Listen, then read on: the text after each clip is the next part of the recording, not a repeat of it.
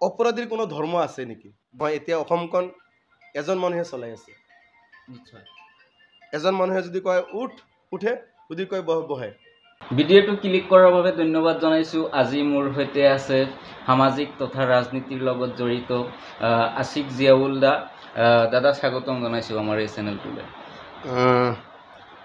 ময়ো তোমালোকক তোমালোকে সামাজিক মাধ্যমত যি কষ্ট কৰি আছা তাৰ বাবে তোমালোকক মই ধন্যবাদ জনাইছোঁ আজি তোমালোকৰ এই চেনেলৰ জৰিয়তে। নিশ্চয় নিশ্চয়। বৰ্তমান যিহেতু আপুনি বহুত ব্যস্ততাৰ মাজত আমাক সময় দিছে, তাৰ কাৰণে অশেষ ধন্যবাদ জনাইছোঁ। আৰু বৰ্তমান কিহৰ লগত ব্যস্ত? বৰ্তমান মই বিশেষকৈ মোৰ বিজনেছৰ লগত ব্যস্ত আৰু সামাজিক কামৰ লগত ব্যস্ত হৈ আছোঁ। নিশ্চয় নিশ্চয়। আৰু ধৰক ৰাজনীতিৰ জগতলৈ আপুনি আগৰ পৰাই অহা আৰু সামাজিক যিবিলাক কাম কাজৰ লগত জড়িত এজন ব্যক্তি। এট ফাৰ্ষ্ট আপুনি ৰাজনীতিৰ লগত কেনেকৈ জড়িত হৈছিল, তাৰ বিষয়ে ষ্টাৰ্টিংটো কেনেকুৱা আছিল? ৰাজনীতি বুলি ক'বলৈ লাগিব তাৰমানে মোৰ ফেমিলিৰ বেকগ্ৰাউণ্ডেই ৰাজনীতি। নিশ্চয়। মই যেতিয়া ক্লাছ 4ত পঢ়োঁ তেতিয়া মোৰ দেউতাক মই চাইছোঁ ৰাজনীতিৰ লগত ওতঃপ্ৰোতভাৱে জড়িত। মই ক্লাছ 7 পোৱাৰ লগে লগে দেউতাই আমাৰ টোপামাৰী গাঁও পঞ্চায়তৰ আঞ্চলিক সদস্য পদৰ প্ৰাৰ্থী আছিল আৰু সেই সময়ত বহুত ভোটৰ ব্যৱধানত জয় হৈছিল আৰু ৰাইজে জয় কৰাইছিল। কৰাৰ পিছত 1 বছৰ পিছতেই দেউতাই আকৌ ব্লগৰ চেয়াৰমেন হৈছিল। মই তেতিয়াৰ পৰা চাই আছোঁ, কিন্তু দেউতাৰ মুখত শুনিছোঁ দেউতাই আগতেও AGPত আছিল আৰু কামৰূপ জিলাৰ AGPৰ ছেক্ৰেটাৰী হৈ কাম কৰিছিল। মই ক'ব গ'লে মোৰ বেকগ্ৰাউণ্ডটো আমাৰ ফেমিলিটোৱে ৰাজনীতিৰ লগত জড়িত হৈ আছে। নিশ্চয়। আৰু ধৰক আপোনাক ৰাইজৰ ফালৰ পৰা আদৰি লৈছে, ইমান ফেমাছ এজন ব্যক্তি, ভৱিষ্যতত কি কৰিব মন আছে? মই ফেমাছ বুলি তেনেকুৱা একো নাই, তেনেকুৱা ফেমাছ নাই। নহয়। আমাৰ ৰাইজে অলৰেডি চিনি পায়, সকলোৱে জানে। ধৰক অসমৰ মানুহে সেইদিনা গুৱাহাটীত আপোনাৰ নাম কিছু চিনি পাইছে, তো সেয়াই আৰু সেনেকুৱা আৰু তাৰমানে ৰাজনীতিৰ লগতো মই জড়িত আছোঁৱে। কিছুমান মই সামাজিক কাম কৰোঁ যাৰ জৰিয়তে মোক বহুতেই মানুহে চিনি পায়। আৰু আজিকালি ছ'চিয়েল মিডিয়াৰ যুগটো, কিবা এটা কৰিলে ছ'চিয়েল মিডিয়াত যোৱাৰ লগে লগে মানুহে চিনি পায়। সেইকাৰণে ছ'চিয়েল মিডিয়াৰ জৰিয়তে মানুহে মোক চিনি পায় ক'ব গ'লে। নিশ্চয় নিশ্চয়। এইখিনিয়ে আৰু ভৱিষ্যত কি কৰিব মন আছে? ভৱিষ্যত ধৰক ৰাজনীতিৰ লগত যেতিয়া আছোঁ, ৰাজনীতি একেবাৰে তলৰ পৰা ফেমিলি বেকগ্ৰাউণ্ডেই ৰাজনীতিৰ পৰা চাই আহিছোঁ। আৰু ৰাজনীতিত আমি দুটা ভাই ককাই, ডাঙৰ দাদাজনে দোকান কৰে, হাৰ্ডৱেৰৰ হ'লচেল দোকান কৰে। মই ৰাজনীতিৰ লগত সৰুৰ পৰাই মই ক্লাছ 1ত ক্লাছ কেপ্টেইন আছিলোঁ, ক্লাছ 2ত ক্লাছ কেপ্টেইন, ক্লাছ 3ত আহি ক্লাছ কেপ্টেইন। ক্লাছ যেতিয়া 4ত পঢ়োঁ তেতিয়া আমাৰ LP স্কুলসমূহত প্ৰধানমন্ত্ৰী বনাইছিল ছাৰে। নিশ্চয়। আৰু মই যেতিয়া থিয় হৈছিলোঁ, মোৰ পক্ষত তাৰমানে অল স্কুলৰ ছাত্ৰ ছাত্ৰী থিয় হৈছিল, তেতিয়া মই প্ৰধানমন্ত্ৰী হৈছিলোঁ। তাৰমানে ষ্টাৰ্টিংটো তেনেকুৱাই তাৰ পৰাই আহিছিল যে মই এনেকুৱা ৰাজনীতিৰ লগত একেবাৰে সৰুৰ পৰা মই ৰাজনীতিৰ লগত জড়িত। নিশ্চয়। তেতিয়া বহুত ভাল লাগিছিল যে মই যদি কোনোবা এতিয়া যেনেকৈ তাৰমানে ক্লাছত যেনেকৈ বনাইছিলে আপোনাক, তেনেকুৱা তাৰমানে ফিলিংছটো আহিছিল নেকি যে ভৱিষ্যতত তেনেকুৱা হ'ম বুলি? প্ৰথম মোৰ তেনেকুৱা ফিলিংছ নাছিল, কিন্তু মই যেতিয়া ছ'চিয়েল মিডিয়াত দেখা পাওঁ কিছুমান মানুহৰ সামাজিক কামত তাৰমানে ৰাজনীতিবিদ, সকলো ৰাজনীতিত নহয়, কিছুমান ৰাজনীতিবিদ আছে তেখেতে সামাজিকৰ লগতো জড়িত। মানুহক যেনেকৈ উপকাৰ কৰে, মানুহক যেনেকৈ সহায় কৰে, মানুহৰ দুখৰ সময়ত কাষত যায়, সেইবিলাক মই সদায় সিহঁতৰ এই বস্তুবিলাক মই চাই থাকোঁ।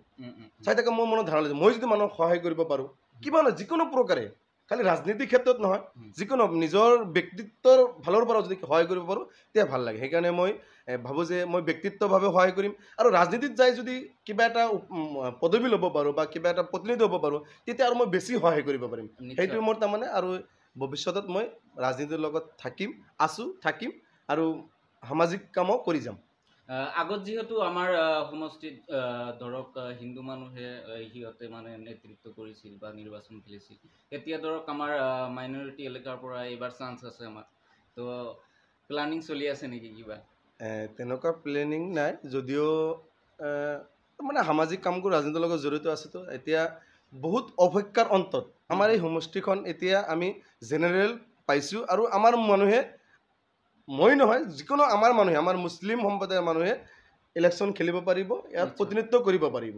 আৰু আপোনালোকে ভালকৈ জানে, বিশেষকৈ আমাৰ নতুনকৈ গঠিত চুমৰীয়া সমষ্টিত 99% মুছলিম সম্প্ৰদায়ৰ লোক, আৰু আমাৰ এই অঞ্চলৰ নিজৰ হকে যোজনে কান্দিব তাক প্ৰতিনিধিত্ব আচলতে বনাব লাগে। এতিয়া মই খেলিম বা অন্য আন কোনোবাই খেলিব, যে জাতিৰ কাৰণে মাত মাতিব, তেনেকুৱা প্ৰতিনিধি হোৱাটো ময়ো বিচাৰোঁ। এতিয়া মই বুলি নহয়, যিকোনো মানুহে হওক আমাৰ ইয়াত স্থানীয় হ'লে বেছি ভাল লাগে। এতিয়া সপোন আছে। কথা এটাত পাইছিলো যে কলা পেণ্ট বগা চাৰ্ট পিন্ধাই এনেকুৱা নেতা বনাব নালাগে, নেতা বনাব সিংহৰ দৰে নেতা বনাব, তেনেকুৱা নেতা লাগে actually। তো আপোনাৰ সেইখিনি আমি চাইছোঁ, আমি সৰুৰ পৰা দেখা পাইছোঁ আপুনি দুখীয়াৰ লগত যেনেকৈ তাৰমানে সহায় কৰি আছে। আৰু বিশেষকৈ আমি বানপানীৰ আমাৰ এটা সমস্যা, আমাৰ গাঁৱৰ যিখিনি সমস্যা আহে তেতিয়া আপোনাক দেখা পাওঁ বিভিন্ন মানুহৰ ওচৰত যায়, গাঁৱত যায়, তেনেকৈ যিখিনি সাহায্য প্ৰদান কৰিব লাগে আপোনাৰ ফালৰ পৰা ব্যক্তিগত হিচাপত আপুনি সেইখিনি কৰি দিয়ে। সেইখিনি বস্তুটো একচুৱেলি সৰুৰ পৰাই নেকি আপোনাৰ?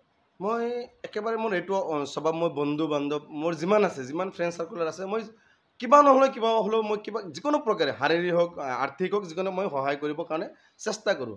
আৰু বানপানীৰ সময়ত মই কিন্তু কিছুমান বস্তু মই ছ'চিয়েল মিডিয়াৰ জৰিয়তে মই শিকিব পাৰিছোঁ। নিশ্চয়। মই মানুহক ক'লোঁ যে এই মানুহকে কেনেকৈ কৰে, মোৰ সেইটো তাৰমানে মোৰ ভিতৰত আহি যায়, মই কিবা এটা কৰিব পাৰিলে মোৰো ভাল লাগিল হয়।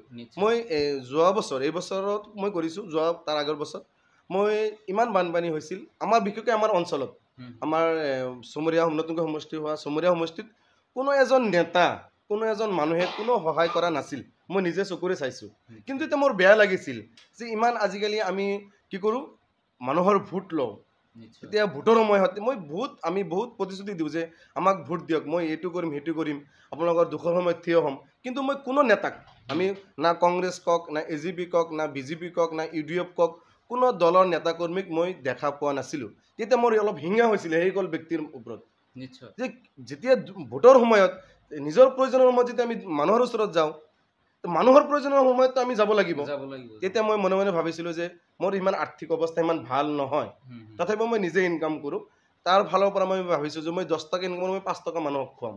আৰু এই সপোন লৈ মই প্ৰায় 2 লাখ টকাৰ সামগ্ৰী, একেবাৰে মিঠাতেলৰ পৰা আৰম্ভ কৰি যিমান পাৰোঁ আমাৰ এই অঞ্চলত, বিশেষকৈ আমাৰ টোপামাৰী গাঁও পঞ্চায়ত, মন্দিৰে, NC, আপোনাৰ ৰাংগাপানী জিপিৰো কিছুমান পৰিছিল, মই যিখিনি পাৰোঁ মোৰ সমৰ্থনত যিখিনি আছিল মই সেইখিনি সহায় কৰিছোঁ।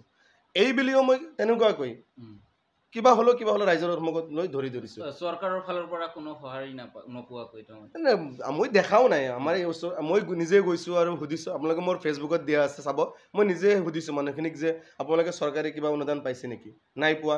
কোনোবা আপোনালোকৰ প্ৰতিনিধি আহিছে নেকি, নাই আহা। কিন্তু সিহঁতে মোক এটাই কথা কৈছে, সিহঁতে ভাবি আছিল বোলে যে এজন মানুহ হ'লেও আমাৰ ওচৰত আহিব, সেইজন আপুনি। তাৰমানে বিশ্বাস হৈ গৈছিল যে আপুনি আহিব বুলি। আৰু মই খবৰ নিদিয়াকৈ তাৰমানে তাত যোৱা নাই, খবৰ দি যোৱা নাই। সিহঁতে কিন্তু মনে মনে ভাবি আছিল যে আমাৰ ওচৰতো কোনো নাহিল, এজন ব্যক্তি আহিব, সেইটো এতিয়ালৈকে অহা নাই। কিন্তু যোৱাৰ লগে লগে মানুহখিনিৰ মুখত যি হাঁহি দেখা পাইছিলোঁ, এই অপেক্ষাত আছিল, একেবাৰে অপেক্ষাত। আৰু সেই সময়ত যি বানপানীৰ যি পৰিস্থিতি হৈছিল, মানুহৰ গৰু ছাগলী ভেড়াৰ খোৱাৰ কোনো আহাৰ পোৱা নাছিল, মানুহে খোৱাৰ আহাৰৰ ব্যৱস্থা নাছিল, বহুত কষ্ট কৰিব লগা হৈছিল। যেতিয়া মই কিবা হ'লেও দিছোঁ, মানুহখিনিৰ মুখত দুখৰ সময়ত যে যিটো হাঁহি মই দেখা পাইছোঁ, আজি সেইটো বস্তু মনত পৰিলে নিজৰে অন্তৰখন কঁপি উঠে যে মানুহৰ দুখৰ সময়ত সহায় কৰিলে নিজকে কেতিয়া কিমান ভাল লাগে। মোৰ তেতিয়া গৌৰৱ অনুভৱ হৈছিল যে মই দুখীয়া হ'লেও, মোৰ ইমান আৰ্থিক অৱস্থা নাই, তথাপিও মানুহক যে মই সহায় কৰিব পাৰিছোঁ, মই তেতিয়া নিজকে গৌৰৱ অনুভৱ কৰিছিলোঁ। আৰু এটা কথা আপোনাৰ ফালৰ পৰা শুনিম, ৰাজনীতিৰ জগতলৈ একচুৱেলি নৱপ্ৰজন্মই আহিব লাগে না নালাগে? ৰাজনীতি অহাটো দৰকাৰ, ৰাজনীতি কৰিব লাগিব। ৰাজনীতি নকৰিলে কি হয় জানে, এই আমাৰ যিখিনি মানুহ ৰাজনীতিৰ ফালৰ পৰা বহুত মানুহ আমি বঞ্চিত আছোঁ। মই এক কথাত ক'ব পাৰিম, এইটো চেলেঞ্জ মোৰ একেবাৰে, মই যিখিনি দেখা পাইছোঁ আমাৰ এতিয়ালৈকে যিমান সংখ্যালঘু দৰদী নেতা বুলি পৰিচয় দিয়ে, আজিলৈকে মই দেখা নাই সংখ্যালঘু হৈ মাত মাতাটো, একদম কেতিয়াও দেখা নাই। সেইকাৰণে মই কওঁ, শিক্ষিত যিসকল যুৱক আছে, শিক্ষিত যিসকল ব্যক্তি আছে, মই তেখেতক অনুৰোধ জনাম, শিক্ষিত মানুহ আচলতে ৰাজনীতি কৰিব লাগে। এই আণ্ডাৰ মেট্ৰিক 8-9 পঢ়া বাদ দিছে, অলপ গাঁৱত দেৱানীগিৰি কৰে, সেইবিলাক মানুহে যায় ৰাজনীতি কৰিব কেতিয়াও নালাগে। তাৰমানে সিহঁতে নিজৰ স্বাৰ্থৰ বাহিৰে একো বুজি নাপায়। মই সেইকাৰণে আপোনালোকৰ এই চেনেলৰ জৰিয়তে অনুৰোধ জনাম, গোটেই অসমবাসীক মই অনুৰোধ জনাম, আপোনালোক শিক্ষিত মানুহক ৰাজনীতিত আগবাঢ়ি দিয়ক, তেতিয়াহে সি বুজি পাব শিক্ষাৰ যিটো গুণ আছে, তাৰ ফালেদি কিবা এটা হ'ব পাৰিব আৰু জাতিৰ হকে মাত মাতিব পাৰে। তেনেকুৱা আপোনালোকে নেতা বাছনি কৰক আৰু তেনেকুৱা নেতাৰ দৰকাৰ আছে। দৰকাৰ আছে। বিশেষকৈ আমাৰ সংখ্যালঘু সম্প্ৰদায়ৰ লোকৰ মাজত মই যিমানেই আছে, মই নাম মেনশ্যন নকৰোঁ, যিমান নেতা আছে মই কাকো আজিলৈকে দেখা নাই সংখ্যালঘুৰ হৈ মাত মাতাটো। আমাৰ নেতাৰ প্ৰয়োজন আছে। নিশ্চয়। জিয়াউল হক আশিক আপুনি নিজক কি বুলি ভাবে? মই একেবাৰে চিম্পুল, মোক লৈ একো নাই, মই একেবাৰে সাধাৰণ। আৰু মই আপুনি ক'ব নিশ্চয় অলপ হ'লেও গম পায়, মোৰ কোনো হিংসা ভাৱটো আজিলৈকে মই কাৰো লগত দেখা নাই। মই দুখীয়া মানুহক যেনেকৈ ভাল পাওঁ, মোৰ ধনী মানুহৰ লগত মোৰ ফ্ৰেণ্ডশ্বিপ আছে, দুখীয়া মানুহৰ লগত মোৰ ফ্ৰেণ্ডশ্বিপ আছে। মই একেবাৰে সাধাৰণ এজন ব্যক্তি বুলি ক'ব লাগিব। নিশ্চয়, সেইটো আমিও ছ'চিয়েল মিডিয়াৰ যোগেদি আমিও দেখা পাওঁ। বহুত ভাল লাগে একচুৱেলি আপুনি এনেকৈ ৰাইজৰ কাষত সদায় যাওক, আপুনি যিখিনি কৰিব লাগে সেইখিনি কৰক, ভাল ভাল কাম কৰক, এনেই ৰাইজে আদৰি ল'ব। তো এতিয়া আৰু বৰ্তমান ছ'চিয়েল মিডিয়াত আমি ছ'চিয়েল মিডিয়া বা সামাজিক মাধ্যমত আমি এটা বস্তু পাই আছোঁ, মিয়া মিয়া মিয়া, ইয়াৰ বিষয়ে কি ক'ব? মিয়া বিশেষকৈ আমাৰ অসমখন ফেচবুক, টিভি, ছ'চিয়েল মিডিয়াত যোৱাৰ লগে লগে মিয়া মিয়া এটা শব্দ একেবাৰে হৈছে। কিন্তু মই কেইদিনমান আগত মই এটা লাইভত আহিছিলোঁ, মই দুটামান প্ৰশ্ন যিসকলে মিয়াক লৈ ইমান হুলস্থুল কৰি আছে সেইসকলক মই দুটা প্ৰশ্ন কৰিছিলোঁ। এটা হ'ল, অপৰাধীৰ কোনো ধৰ্ম আছে নেকি? নাই নাই। আৰু অপৰাধীৰ শাস্তি বেলেগ বেলেগ হয় নেকি? নাম লৈ অপৰাধীৰ শাস্তি হয় নেকি?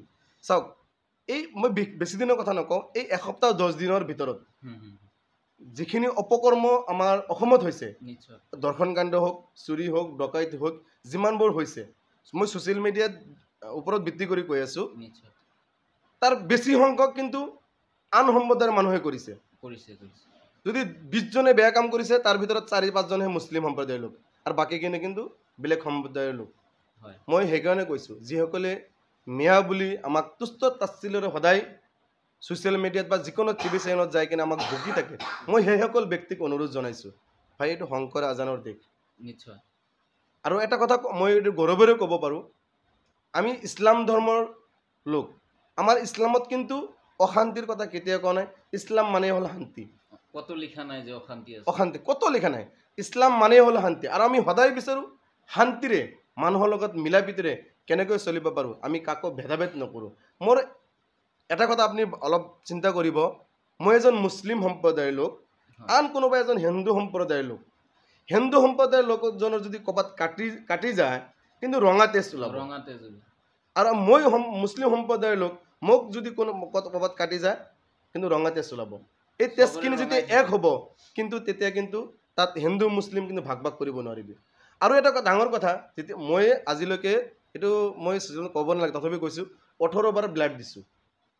মই হিন্দু মানুহকো দিছোঁ, মুছলিম মানুহকো দিছোঁ, কিন্তু সেই সময়ত কিন্তু ভেদাভেদ নাছিল যে মুছলিম মানুহৰ বা মই কিন্তু এজন মিয়া, মোৰ ব্লাড কিন্তু হিন্দু মানুহে ল'ব নোৱাৰিব বুলি তেনেকুৱা কথা নাছিল। কিন্তু কিছুমান নিজৰ স্বাৰ্থৰ কাৰণে, নিজৰ ব্যক্তিত্ব লাভৰ কাৰণে আজি কিছুমান ব্যক্তিয়ে ছ'চিয়েল মিডিয়াৰ যোগেদি সিহঁতে মিয়াক গালি পাৰিলে আমাৰ নিজৰ ব্যক্তিত্ব লাভ হ'ব, তেনে হ'ব বুলি মিয়া বুলি গালি পাৰি আছে। কিন্তু আজিকালি মিয়াই যিখিনি কষ্ট কৰে, সেইখিনি কষ্ট কিন্তু কোনেও নকৰে। সেইকাৰণে মই যিসকল ব্যক্তি, মই নাম মেনশ্যন কৰিয়ে কৈছোঁ, শৃংখল চলিহা ডাঙৰীয়া বা তেনেকুৱা আহোম সম্প্ৰদায়ৰ কিবা সংগঠনে আমাৰ উজনি অসমৰ পৰা মিয়া মানুহক ঘৰে ঘৰে গৈ কিনে খেদি দিছে, মাৰপিটো কৰিছে। মই তেখেতসকলক কৈছোঁ, অসমখন আমি শান্তিত বসবাস কৰি আছোঁ। এই শান্তিত বসবাস কৰা আমাৰ অসমখনক আপোনালোকে তাৰমানে এটা ধৰ্মক লৈ কাজিয়াৰ সৃষ্টি নকৰিব। আমি শান্তিত বসবাস কৰিব বিচাৰোঁ আৰু শান্তি বিচাৰোঁ। আপোনালোকে এনেকুৱা উত্তেজিত হৈ মানুহক খেদি, অসমেই, উজনিতেও অসম, নামনিতেও অসম, অসমেই, কিন্তু আপুনি অসমৰ পৰা খেদক, বাংলাদেশী কোন তেখেতক খেদক। এই মিয়াক খেদিব লাগে এইটো কথা নাই, মিয়াও বাংলাদেশী, যদি মিয়াসকলে বাংলাদেশী তেখেতক খেদি দিয়ক। আন সম্প্ৰদায়ৰ মানুহ যদি বাংলাদেশী আছে সিহঁতক খেদক। এইটো আন্দোলন কৰিব লাগে, সেইটো নকৰি এটা জাতিক টাৰ্গেট কৰাটো এইটো কি কথা? মই জাতিক টাৰ্গেট কৰিবলৈ যিসকল নেতা, যিসকলে সংগঠনে এনেকুৱা পদক্ষেপ লৈছে, তেখেতক মই অনুৰোধ জনাইছোঁ, মই সিহঁতক গালি গালাজ নাপাৰোঁ, অনুৰোধ জনাইছোঁ সিহঁতে যাতে এই বস্তুটো, এই মানসিকতাটো যাতে এৰি যিসকলে প্ৰকৃত বাংলাদেশী সিহঁতক বাছনি কৰক, চৰকাৰৰ লগত সঁহাৰি জনাওক, চৰকাৰৰ এই ব্যৱস্থা কৰক, কৰি কিনে বাংলা থেকে টালি টোপলা বান্ধি কিনে ক'ৰবাত উৰি দিয়ে, কিছু আমাক ক'বলগীয়া একো নাই। কিন্তু মেয়াৰ ওপৰত আপোনালোকে গৰজি নুঠিব, মেয়াৰ লগত আপোনালোকে টক্কৰ দিব নাহিব। বাছি বাছি বাংলাদেশী ওলাই সিহঁতক খেদক। সেই তেখেতক বাংলাদেশী যিজন বাংলাদেশী তাক খেদি দিয়ক, ক'ব লগা একো নাই। মই কেইদিনমান আগত ছ'চিয়েল মিডিয়াত দেখা পাইছোঁ ধুবুৰীত দুজন বাংলাদেশী ধৰিছে, সিহঁতৰ ডকুমেণ্টছ বাংলাদেশৰ, সিহঁতে সঁচাই বাংলাদেশৰ পৰা আহিছে, আহি কিনে কেৰেলা যোৱাৰ কথা কৈছে, মুখ্যমন্ত্ৰী এটা পোষ্ট কৰিছিল, ধৰিছে ভাল কথাই। কিন্তু সিহঁতে কিন্তু মুছলমান মানুহ, বাংলাদেশৰ মুছলমান মানুহ, কিন্তু আমি কিন্তু মাত মাতা নাই। নিশ্চয়। আৰু কি কথা, এই দুজন বা তিনিজন ব্যক্তি যে ডিঙত যিখন ঘটনা কৰিছে, মুছলিম লোক। নিশ্চয়। আপোনালোকে ছ'চিয়েল মিডিয়াত সদায় এক্টিভ থাকে, আমি জানো, আৰু যিমান দেখা পাইছোঁ, মই নিজে দেখা পাইছোঁ, এনেকুৱা এজন মুছলিম ব্যক্তি ওলোৱা নাই, বা আমাৰ ইছলাম ধৰ্মৰ এনেকুৱা এজন ব্যক্তি ওলোৱা নাই যে সিহঁতৰ পক্ষত মাত মাতিছে। চবেই এটাই বাক্যৰে কৈছে, সিহঁতক ফাঁচি দিয়া হওক, গুলিয়াই মাৰা হওক, আৰু কিবা কৰা হওক। আনকি যিখন গাঁৱত সিহঁতে বসবাস কৰে, সেই গাঁৱৰ মানুহখিনি সিহঁতে একগৰীয়া কৰিছে। জানাজাৰ নমাজতো কিন্তু শ্বৰীক হোৱা নাই। আমাৰ ধৰ্মত কি আছে যে গাঁৱৰ এজন মানুহ যদি মৃত্যুবৰণ কৰে, সেই এটা গাঁৱৰ এজন মানুহে যদি সেই জানাজাৰ শ্বৰীক হয়, বাকী গোটেইখিনি মানুহে সেই গাঁৱৰ মানুহখিনি কিবা পায়, আল্লাহ কিবা সিহঁতক দান কৰে, চব দান কৰে, চব বুলি কওঁ, সিহঁতৰ নেক কিবা আমল দান কৰে। কিন্তু গাঁৱৰ মানুহে সেইটো ভবা নাই, কি কৰিছে, সেই জানাজাৰৰ পৰা বিৰত থাকিছে। আমি পক্ষ লোৱা নাই, অপৰাধী অপৰাধী, সি যোনেই নহওক কিয়, আলি হওক, দাস হওক, কিবা হওক, বড়ো হওক, কি হওক, সেই অপৰাধী অপৰাধী, কোনো জাত নাই, অপৰাধী কোনো জাত নাই। সেইকাৰণে মই সিহঁতক কৈছোঁ যে ভাই, মিয়া লৈ ইমান হুলস্থুল কৰিব নালাগে, যিজন প্ৰকৃততে বাংলাদেশী সিহঁতৰ পিছে লাগি থাকক, অসমখন শান্তিত থাকিব দিয়ক। নিশ্চয়, গোটেইখিনি টাৰ্গেট কৰাটো বেয়া কথা হৈছে, এইটো বহুত বহুত বেয়া কথা হৈছে। আৰু বৰ্তমান ধৰক আমাৰ মিয়া মানুহৰ ভোট লৈ কিছুমান MLA হৈ বৰ্তমান একো কথা কোৱা নাই, মিয়াৰ বিৰুদ্ধে ইমান হেৰি কৰি আছে, তাৰ বিষয়ে কি ক'ব? এতিয়া মিয়াৰ যিখিনি প্ৰতিনিধি আছে, আমাৰ দুটা দলত আছে, বেছি আছে। এটা হ'ল কংগ্ৰেছ আৰু এটা হ'ল UDF দল। এই UDFত গোটেইখিনি MLA প্ৰায় আমাৰ মিয়া মানুহ ক'ব গ'লে। কংগ্ৰেছৰ যিখিনি নেতা মিয়া, আমাৰ যিহেতুকৈ ধুবুৰী বৰপেটাৰ যিখিনি MLA আছে, গোটেইখিনি প্ৰায় মিয়া সম্প্ৰদায়ৰ লোক। মই ইতিমধ্যে কেইদিনমান আগত আপোনাৰ গোৱালপাৰা সমষ্টিৰ আব্দুৰ ৰছিদ মণ্ডলক দেখা পাইছোঁ, মিয়াক লৈ গঢ়ি উঠিছিল। মই তেখেতক এই চেনেলৰ জৰিয়তে ধন্যবাদ জ্ঞাপন কৰিছোঁ। নিশ্চয়। লগতে যিকেইজন আৰু মিয়া সম্প্ৰদায়ৰ MLA আছে বা সাংসদ আছে, মই তেখেতসকলক অনুৰোধ জনাম, আপোনালোকৰ যেতিয়া ভোটৰ সময় হয়, তেতিয়া কিন্তু আমি মিয়া মানুহখিনিক আপোনালোকক ভোট দিছোঁ। নিশ্চয়। আপোনালোকে মনে মনে বহি নাথাকি, যদি মিয়াৰ তেজ আপোনালোকৰ গাত আছে, আপোনালোকে ইয়াৰ উত্তৰ দিয়ক। মিয়াৰ পৰা যদি সহায় পাইছে, মিয়া মানুহখিনি যদি আপোনালোকক ভোট দিছে, মই UDF বুলি নকওঁ, কংগ্ৰেছ বুলি নকওঁ, যিসকল মিয়াৰ প্ৰতিনিধি, মিয়াৰ ভোট লৈ কিনে MLA হৈছে বা সাংসদ হৈছে, মই তেখেতসকলক এই চেনেলৰ জৰিয়তে অনুৰোধ জনাইছোঁ, আপোনালোকে আমাৰ এই দুখৰ সময়ত আমাক তুচ্ছ তাচ্ছিল্য কৰা, আমি কিন্তু দুখী, প্ৰকৃতিত আমি দুখী নহয়, তথাপিও কিছুমানে মানুহে, আন সম্প্ৰদায়ৰ মানুহে আমাক টাৰ্গেট কৰি লৈছে সিহঁতৰ মুনাফাৰ লাভৰ কাৰণে। তেখেতৰ হৈ আপোনালোকে মাত মাতক। মাছ বিক্ৰী কৰা খোৱা মানুহ এজনে সিহঁতৰ জীৱন নিৰ্বাহ তেনেকৈ চলে, সেইবিলাক মানুহক খেদি পঠাই দিছে। এইটো আৰু কি ক'ম, এতিয়া ধৰক ইয়াতকৈ দুখৰ কথা আৰু কি? এতিয়া দুখৰ কথা নহয়, এতিয়া অসমখন এজন মানুহে চলাই আছে। নিশ্চয়। এজন মানুহে যদি কয় উঠে, যদি কয় বহে।